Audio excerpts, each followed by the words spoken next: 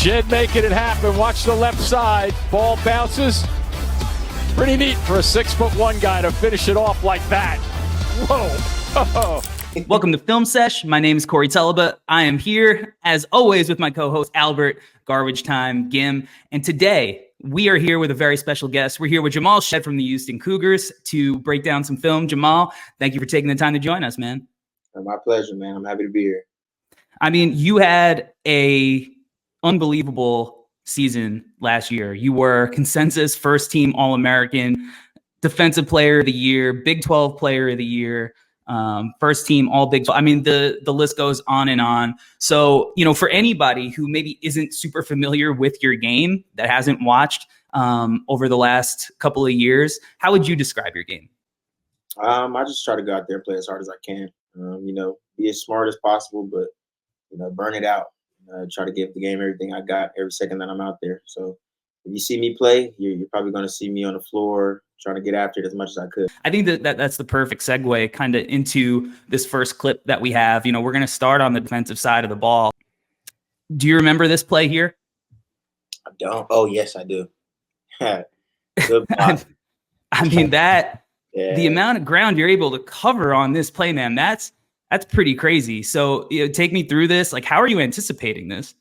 So it's kind of personnel too. His shot is a little funky, and he holds it a little bit. So I knew I'd have time to get there to contest. And once I got there, I realized I could block it. So I just jumped a little higher. And that we had a kind of bad turnover, but we recovered good. So it was just my job to get out there and contest as hard as I could, and I just happened to get there. Yeah, I mean, let's pause it. Like, where it kind of hits his hands, like you're still in the paint when he's touching it. I mean, when that pass is in the air, you're at the logo. I mean, the ground coverage there, the ability to even get to that ball, not only to like get a contest on it, but to actually get a piece of it, and not just a piece, like you got a good piece of it. That's pretty crazy. Have you always kind of been like super bursty and athletic like that? Yeah, it just comes with playing hard. Coach says it all the time. Good things happen when you play hard. So we're taught to go close out and jump to the side as much as we can. So I tried to jump to the left side of his body, and I happened to just get it. I fell out of bounds, tried to come back and get it, but we're taught to contest really hard because that makes a difference. So I got a piece of it, and we stopped a wide open shot from a good shoot. Jamal, just watching this clip, and I know Corey sent, the clips beforehand, and we have so much footage of your ability on this side of the ball on defense, right? And something Corey mentioned before, ground coverage, right? Watching some of your clips on defense, the way that you close out, the way that you're Xing out to people, the way that you're moving, being all over the court. I mean, some of this, I'm watching this, I'm like, man, like this week, the NFL draft is coming up. And I'm wondering, like, is Jamal Shead just going to consider declaring for that and just play cornerback somewhere? Yeah. Did you grow up playing other sports too? Where does this type of athleticism and just instinct come from for you? My dad's a football guy. I grew up playing football. And up until high school, that was my main sport for a very long time. And then it got really hot outside. And sport, and I went with the sport in the AC. So, but yeah, it's kind of like reading a defense. Like I played safety, so it's just kind of being back there, reading the defense, trying to see where the ball is going. Yeah, I mean, it's interesting you say that because you look at this clip here. I mean, the anticipation that's a pick six, right? Turning defense into offense, and again, like if you look at where you're anticipating this from. Like Tyrese Proctor is just picking up his dribble and you are already reading where that ball is going and you know exactly the amount of time that you have to get there. I mean, that's big time stuff. So it makes complete sense, I think, that you would have been a football guy. Now I want to get to a little bit of your on-ball stuff. This is from last year, but it's with Craig Porter Jr., who, has made an impact for the Cavaliers this year as a rookie. So when you're guarding on the ball, especially a guy like Craig Porter, what are you trying to make him do offensively? It's different with everybody because of their strengths. He's a really good finisher around the rim, and he's a bigger guard compared to me. So I was trying to bait him into a tougher shot just off the dribble. because it's a different percentage when it's off the dribble, Yeah. especially a step back, which he's good at, but he's better at getting to the rim. So Mm. I was trying to just get him to take a tougher shot and trying to keep him off his right hand. Jamal, something that, Corey and I and other people talk about all the time, especially recently, is like we are in the era of basketball where skill is talked about so much, whether it's, handle, breaking your man down, shooting from outside. That's such a huge emphasis in the league. But something that I noticed while watching your tape is strength, toughness, length. These are big aspects of who you are as a player. And, Corey highlighting this clip right here, the strength that you have, the lateral quickness that you have, the discipline that you have to stay in front of, as you mentioned, a bigger guard like Craig Porter. That's something that you're going to see a lot of on the next level as well. Bigger guards, Right. bigger players overall. Obviously, in ball screens and switches and stuff, you may have to guard up a little bit. Can you speak a little bit to that strength, that length, that toughness that you have as a defender, how that developed, and how that's such a big part of your game? Me and Coach Samson talked about it all the time, and he preaches it is playing with your chest, keeping your chest in front of the ball, and I'm pretty good at that because I'm pretty fast, but I don't have the best length. So when they shoot, that's why you see me jump so high and try to contest so hard, because that I have to make up that length with just how high I jump and how hard I contest. So it's about just staying and keeping your chest on the ball, and knowing somebody's tendencies. Like, he's a really good finisher going right. So if I would have let him get right, he probably would have went and finished that. So just about knowing everybody's tendencies and trying to just keep the ball right in front of you. And you talk about playing with your chest. Somebody who's really good at that in the NBA and who was, great at it in college too, is Davion Mitchell, who is another guard who, maybe isn't the longest, but he's strong and compact. Another guy, Albert, we were texting, like Miles McBride, who's making an impact for the Knicks in the playoffs, but another guy who's small, it's tough, compact. And yeah, you're so good at kind of shadowing guys, like you said, with your speed and like, honestly, like the anticipation too, because a lot of these contests you're contesting like, as they're shooting. So you're able to get a clear contest in their face. And now Albert talking about guarding up and you talking about your strength. I mean, I think this is a really good example of, you got a 7-footer right now and you're bullying him. Yeah, right. Like, and this is early in the game. So you might be able to be a little bit more aggressive. Right. Like, but what are you trying to do when you get a guy like this? Because you have such a low center of gravity, it's hard to move you. Do you like guarding up like this? I like guarding bigger guys because I can be lower than them, especially since at the beginning of this clip, he's have the ball at the top of his head, which he's standing straight up. So I kind of push him off his center a little bit. He really traveled, but I kind of push him off his center a little bit, and I just try to make it as hard as possible because I know that if he does get into a post-up situation, I know I have help coming. So just try to make it as hard as possible for as long as possible. And then if he was to get into a post-up situation, you see JVA Francis, he's gonna come in like 2 or 3 seconds. Like he's there on the turn. So I know I have help coming. I know what our principles are. So it's just my job to make it as hard as possible. Yeah, and off that help, you can kind of leave Kev because he's gotten better as a shooter, but with a low clock, Yeah, low clock. And if Jay was to take that, I probably would have ran to the corner if he passed it. So it was it's just our system, knowing where you are and who's going to help you at what time. So it wasn't just as hard to guard him right there because that's not one of his strengths. But if it was in the low post, I probably would have fronted him and probably not even tried to let him get the ball. So know where you are on the floor. But going back again now, guys more your size, now you taking the drive away. And I think you do a really good job here talking about how you kind of move and use your speed to shadow and then use your chest to guard. Because if you start reaching and trying to swipe at the ball to force a turnover, right, like, it could be a foul. So when you're guarding a guy like Wade Baldwin, who can really get going, get loose and tight game, minute left, what are you trying to do in these situations here? Keep Wade off his right hand. He's really fast. And he can really shoot it. So my pickup point was a little higher. And I kind of shaded his right hand to force the left. And then just be ready for a catch-up step. Just try to kick out right when he goes left, try to kick my right leg out and just get in front of him. And yeah, it worked out well. He took a tough shot, which he was making that whole game. So sometimes especially with the caliber player he is. Sometimes you just try to make them make a tough shot. You're not going to get a stop on every single play. You just try to make it as hard as possible for each person that you're guarding. Now, are you, you said you're trying to keep him from getting downhill to his right. Are you trying like schematically to kind of weak guys and force them into spots that they're uncomfortable? Yeah. So our whole game plan, especially with ball screens, is to keep guys off their strong hand because they're better passers with their strong hand because, we commit two to the ball. So you keep them off their strong hand, they're less likely to be able to make that pass. So I was already shading him just in case they were doing a high ball screen, which they were doing the whole game. He just took off, so I was just ready for him to take off anyway because he was getting to the rim at will this game. So I was just ready for certain stuff that he had already started to do. You just learn to adapt as the game goes on. Jamal, I think so far throughout the interview we've done so far, you've mentioned a lot of core principles, things that you guys have set up schematically under Coach Samson.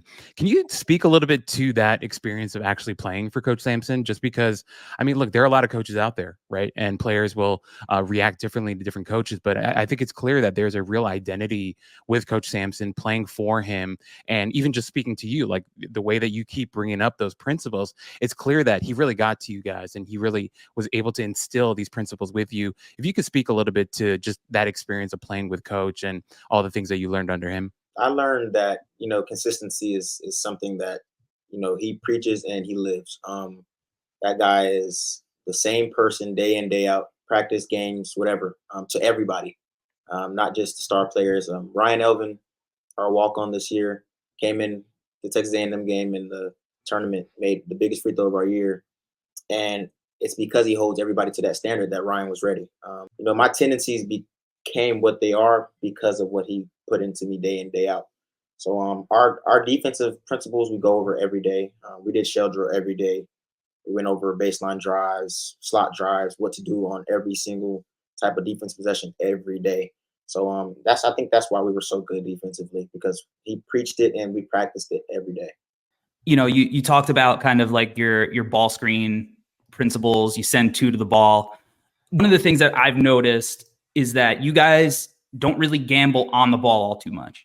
You try to force turnovers more like off the ball, on like this throw over on the screen, forcing guys into spots they're uncomfortable. And then you guys are so disciplined in your positioning that you're kind of a lot of the time like in the position to be able to anticipate it off the ball. So talk to me a little bit about your principle. Like, am I off there at all? No. So one thing we do is we let others make mistakes instead of trying to force them. One thing we always do, because we do force a lot of shot clock violations because we don't go for steals. We don't gamble as much. And if we gamble, you have to get it or you're in trouble. So one thing we do here is the big is always responsible for stopping the ball. But you see, if you stop it right when he gets to the slot on this side, like right about there, you see LJ's in the paint. His man's wide open.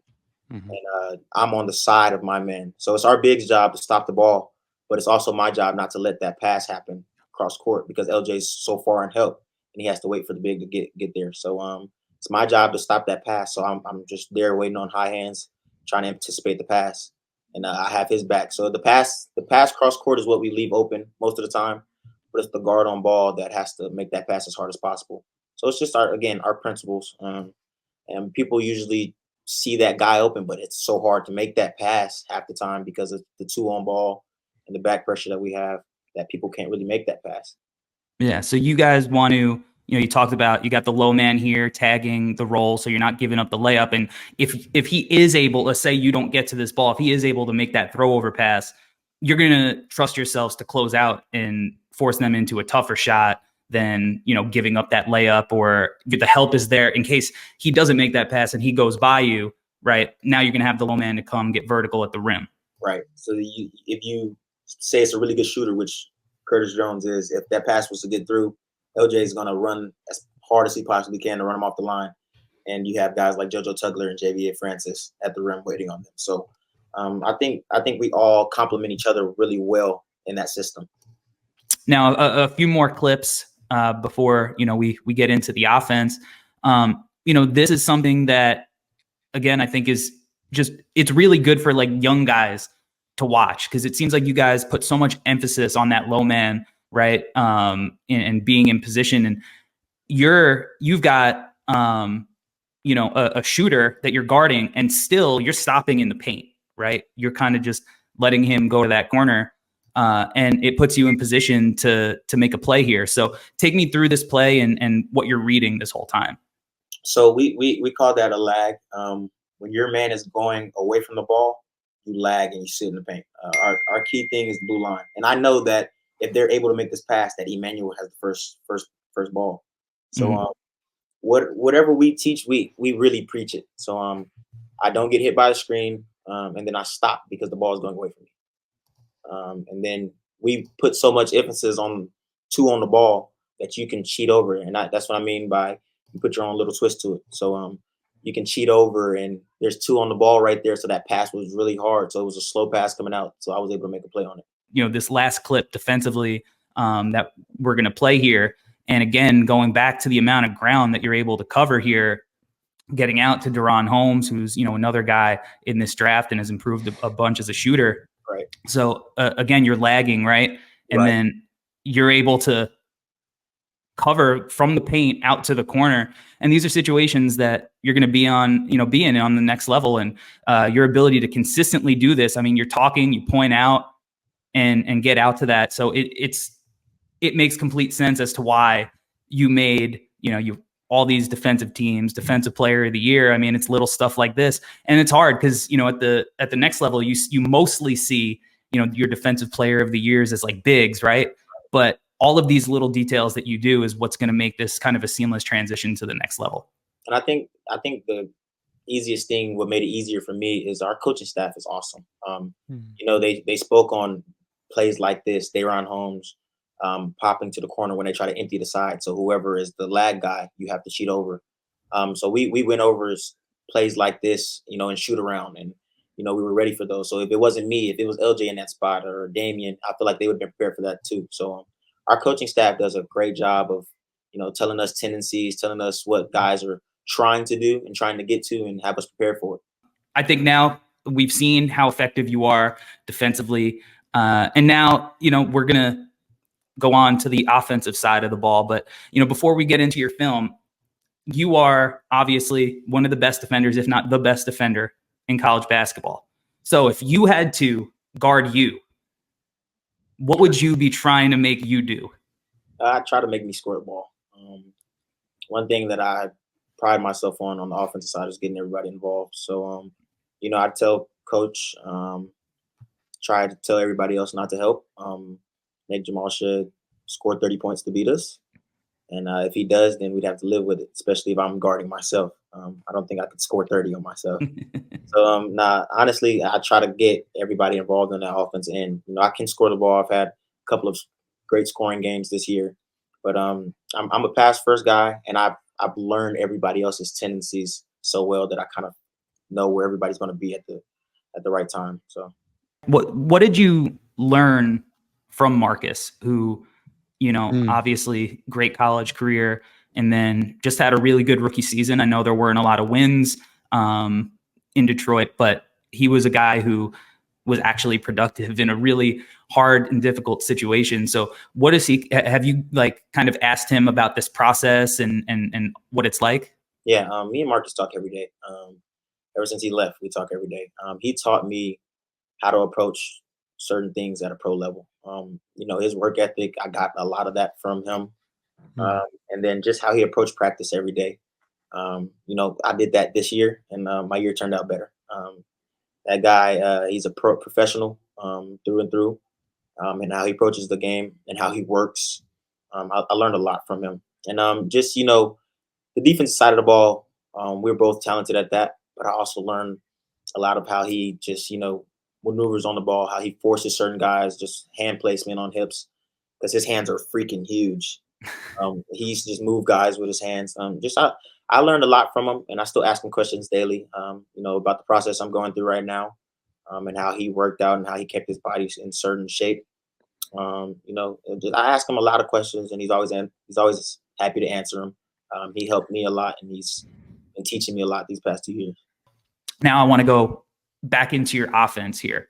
And you talked about your ability to make plays. So I kind of want to go through some of your film and your ability to do that. And I mean, the way that you operate out of ball screens, I think is really impressive because there's a poise, and you do some really crafty things. Like right there, that little like step over with the right foot to get the defender kind of on your back is really crafty and allows you to get a step, forcing the big to come up. So just take me through what you're trying to do here and, you know, kind of what your progressions are coming off this ball screen. So a lot of that is our offense too. You know, we try to create empty side pick and rolls, and then knowing tendencies. Jay actually got mad at me right here because he was so open. I should have threw the lob. You can see at the end of the play, I literally went like this. My bad, because he told me to throw the lob. And if you see, Malik is cutting backdoor corner, so I had two options because his man didn't see him, and he loves when I throw him lobs too. So I had three to four options on that play because LJ man fell asleep and LJ was about to slide to the corner. So it's just about seeing everything, and just being able to make the right decision at the right moment. Now, when again you're talking about like the ability to throw it up, right? Knowing guys' tendencies. I mean, that's a dime, perfectly placed ball, athlete, go up, go get it. So what are you reading here that makes you want to throw this lob up? Anytime we played against drop coverage, I got Jay 2 to 3 lobs a game, because coach preached it. If your man is in drop coverage, like they had two bigs this game, one played at the line of scrimmage, one was in drop coverage, which was the 7-footer. Jay's faster than him. So right when you get out of the screen, set the screen and then just take off running. He has to guard either me or you. If he backs up, I'm going to probably shoot a floater. If he doesn't, you go get it at the rim. So it's a lot simpler than people realize. You just have two really easy reads, and if somebody helps to take the roll, then that guy's open. So it's a lot more simple than people think, but it's just about making the right read at the right time. The way their defense is, you know, they don't have a tag man because we have two really good shooters in Emmanuel and LJ. So whoever's helping off of, that's where the ball's going. And a credit to our coaches again. Me and Coach Q probably worked on coming off like that tight, low, and keeping the defender on your back, especially when they're in drop, because it creates the 2-on-1. So you know, we work on that stuff a lot, man. We've worked and worked and worked and worked, so it just became a little natural.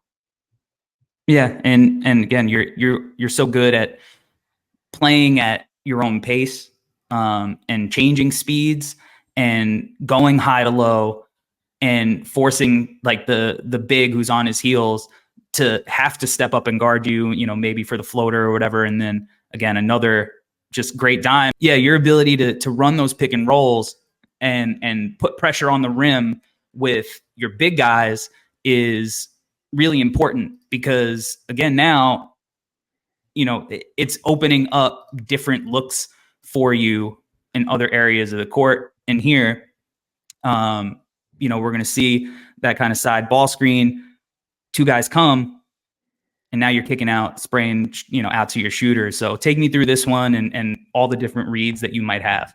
Like I said, our offense allowed a lot of empty side pick and rolls, and you know, it's about whoever's open. So they take the roll really well this time, but you know, he doesn't do it this time. But number 13, Juwan Roberts, he sets a lot of flare screens. Make it easier for me to throw those corner passes. Him cutting at that time, Emmanuel. So you know, he bumped the guy a little bit, and just finding them when they're open. You know, it's an empty side pick and roll. I get to the middle, and then they take the roller, so somebody's open. So yeah, I just happened to find Emmanuel, and he was open. Yeah, and again, really crafty from Juwan there, right? Like little brush, not moving. Yeah, just a brush just to get in the way, to give, you know, an extra split second to get to that shot. But you know, great kick to the corner, and this is the offense that, you know, NBA teams want. This is, you know, the analytic, that corner hit when you're collapsing the defense, and you've been so good at making those hits. I mean, this is a tough pass. Again, you talk about getting into the paint. I mean, look at how many jerseys are there. Right. You know, you got four white shirts in your vicinity. Hit the jump pass right on the money. Right. So when you're in those tight spaces, I'm sure there's a learning curve, right? Because you can bury yourself. So what was, that like throughout the course of your career, like getting into those spaces that you can get to, but having to kind of learn when the right time to get there and maybe when not to be there? Me and Coach talked about it a lot, and credit to him again. My freshman year, even when I wasn't playing, he still called me in to watch a lot of film with him, because I would get to those spaces in practice, but I play off one foot, I'm jumping out of bounds, so I'd only have one or two options, and if they weren't there, it's an automatic turnover. But if you see here, I jump stop. When you play off 2 feet, you have a lot of options. Said our big at the time, he's young, so I wouldn't throw that to him. But if that was Jay, I might just drop it off to him, and he can do his little floater. And then Emmanuel's man also helped. So if he would have helped a little harder, that pass could also went to him. So it's just playing off 2 feet, and it gives you more options. And I jump kind of high, so I jump and I threw that on the money. It's, in his pocket, he was ready to shoot. And you're fully capable of making those little drop off passes too. So a little in and out, right? And that's a little drop off. You get baseline. Even here, like are teams trying to kind of like ice you this way? Like, because you said you like those side baselines, but it seems a lot of teams are trying to kind of force you to that. Right. So with Iowa State, their defense is a lot like ours, but they actually force baseline a little bit. So he gives me a little room. His big wasn't there yet, which he's not supposed to know that, but he did a really good job of playing and keeping me off my right hand at first, and then he sided me, and they didn't want to give up LJ, which I wouldn't want to either. So it's just about finding somebody that was open, and they took away LJ. And if Emmanuel would have slid down a little more, he also would have been open. Right. LJ to him, which we did a lot. So it was just our offense was set up for guys like me. He changed it from the previous year to help me, and it really did, and it gave me a lot more options. Jamal, you just mentioned, right? Like things were set up to help you, and you spent 4 years there at Houston, and as you mentioned, you worked a lot with the coaches, a lot of film tape, stuff like that. But overall, like you were the primary playmaker last year, and when we look at the advanced stats and stuff, it was unbelievable. Can you talk to us a little bit about your progression through the 4 years as a playmaker creator? You mentioned before that it's like a big part of your game. You like setting up other people, but if you could talk to us about that development and how that's a big part of who you are. My first year I played behind Dejan Jarreau, who took us to the Final Four, and I learned so much because we saw the same things. It's just he's 6'6". So he'd get to the same spots I'd get to, but he can see over the defense and throw it without jumping, throw it without stopping, play off 1 foot a lot easier because he's 6'6". And I think that's why Coach used to bring me in there and show me, those same passes that he was making, I can make just in different ways. So he would show me Dejan's throwing the same pass I throw, but mine gets tipped or mine gets stolen because I'm shorter. So that's when I started to really play off 2 feet a lot more and just jumping the pass because they're so wide open. All I got to do is get it to them. And then my sophomore year, I took on a different role of, playing with 4 seniors who were all at the top of their game at that time. Josh Carlton's finishing around the rim. It's just about getting it there. So there was a lot of times where I'd go into the paint and just hand Josh the ball half the time. Just get next to him and hand it to him because he's going to finish it. And Fabian was shooting lights out that year at the 4, and 4s don't really guard 3s like that. So the flare screen that we were talking about with Juwan Roberts, he set that a lot, but he would pop back. So there would be nobody there. And he taught me how to just look for that. And I used that with Jairus last year a lot. So it was just about learning every year, trying to pick up something new. And then this year, Coach kind of like asked me about, our offense and, what I like to do. And he said that I like to drive baseline a lot. So he put it in our offense. And, we started to practice about, the reads out of baseline, where guys need to be and where they are. And once I got used to it and the guys got used to me passing it to them, it just became routine. So it was just about learning, picking something new up every year, just trying to get better and trying to get smarter with the game. Now I want to go, get back into your film and maybe start blending in some of you and your offense and kind of mesh how that even helps you open up some playmaking reads. Because right here, you kind of show your burst. You're really good at using these hezzies. Yeah. You know, and when you're in transition, you know, you guys are playing fast, but you're still in control. And then you get all the way to the hoop. So what are you reading here, knowing that you could explode to the rim like that? Coach made it like an emphasis that every time that I come down the court in transition, we set a drag screen. And a lot of people, you know, turn and look for screens. So whenever they turn and look, or just I try to go past them. If it doesn't work, I come off the screen and I just read the screen. So I try to get to the rim as much as possible. And in this case, the rim cleared completely up because Juan was our trail big, and Said came up and tried to set the drag screen for me. So there was no one at the rim. We see a similar situation here against Texas. You're going to hit that little hezzy, and Tyrese Hunter, he kind of makes the mistake helping off strong corner there, but you're able to make that read and see where your guys are. So it's these progressions and ability to make multiple reads when guys are coming and rotating over in a split second, because so much of NBA basketball is 0.5, making those quick decisions, and right. You've shown that you can do that as well. Another shot that I think that you get to that makes that puts a lot of pressure on bigs, and this is really slick, are these little floaters. And again, this is a tough one. You got a big dude waiting for you and Hunter Dickinson in the middle of the paint, and then you take me through this and the footwork that goes into it. So funny thing is, my freshman year, I wasn't the best shooter, so coach told me I wasn't allowed to shoot threes. And I hadn't worked on my pull-up as much yet, but I shot close to 500 or 600 floaters every day with Coach Q. So that was my only shot that I was allowed to shoot in practice. So I got really good at it. And on this play, we have a younger big and Said, who I've told, you're probably not going to hit the drop-off pass because you're not at that level yet.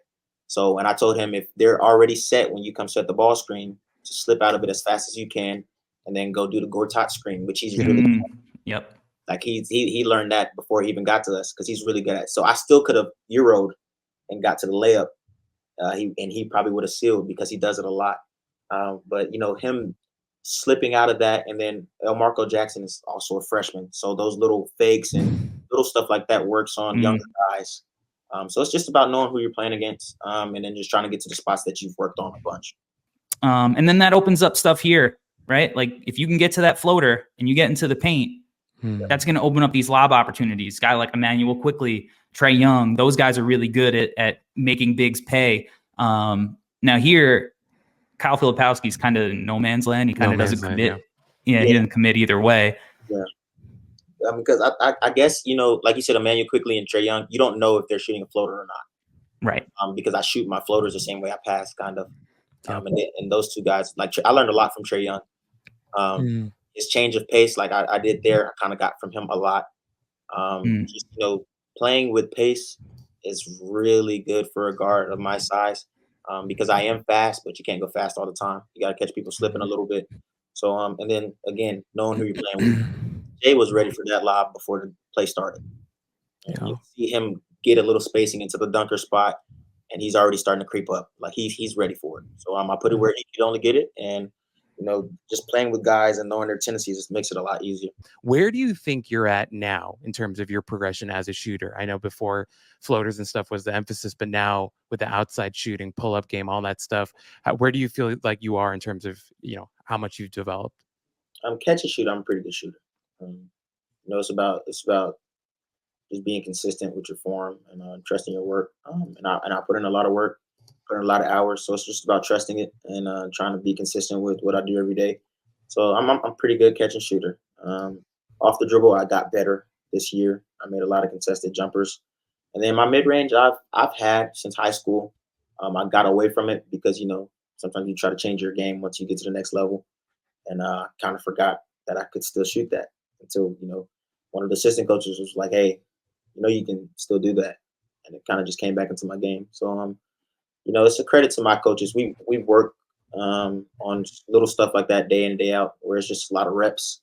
We don't do anything really crazy where we do 20 moves into a pull-up or anything like that. It's just consistency and reps. So just trying to do the same thing over and over and over if it's working. How do guys typically guard you out of ball screens? Beginning of the year, they were going under a lot, which we were prepared for.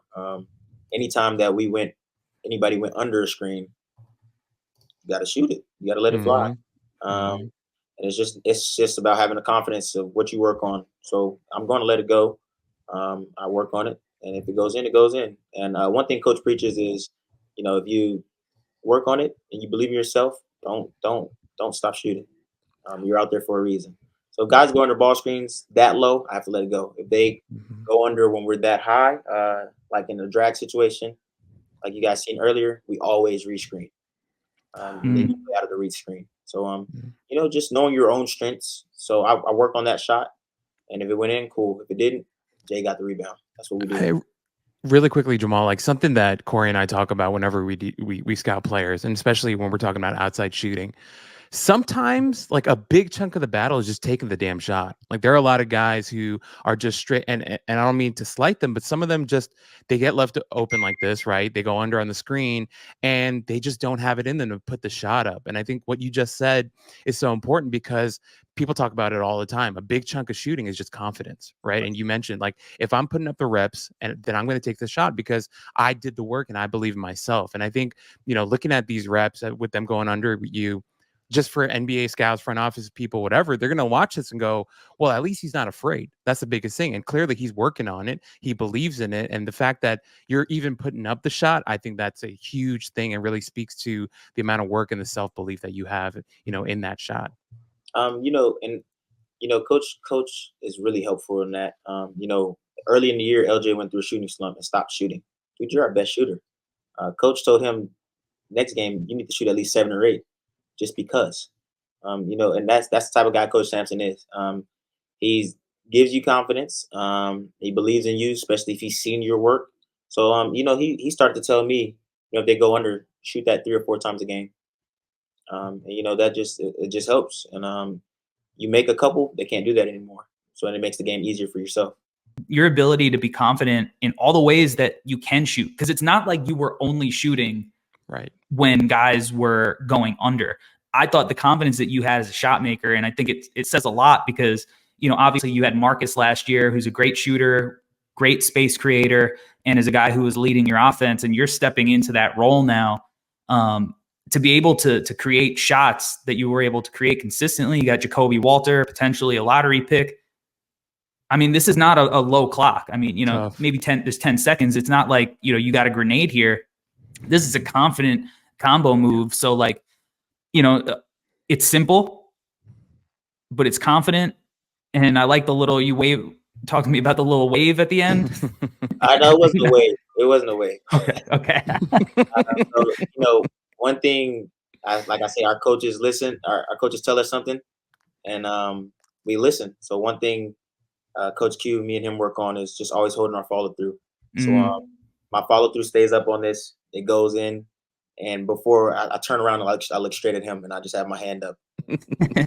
No, I like that because, I think if you look at your follow through here too, it's perfectly aligned with where the ball is headed. Because I think that, when breaking down the shot, one of the things I've noticed sometimes is when you do miss, sometimes your follow through ends up on the side, right? Yep. So it obviously you did the little motion before I even got to it. Mm-hmm. So clearly this is something you've identified. So this is something, talk to me about like what you're working on kind of to keep that arm straight. I have the right mechanics. All I got to do is just keep it there and be disciplined. Mm-hmm. We work on it a lot. That's what I've been working on lately. Actually, what I worked on today, this morning. So it's just about being disciplined and knowing yourself. I shoot better when I leave it. So I need to do it more. Not rush my shot. So it's just about being disciplined.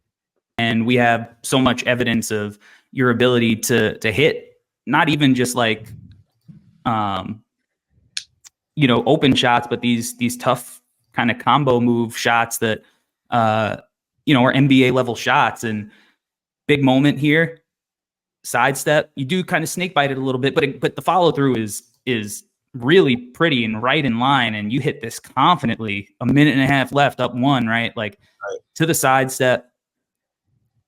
Who do you like watching that you get stuff like this from?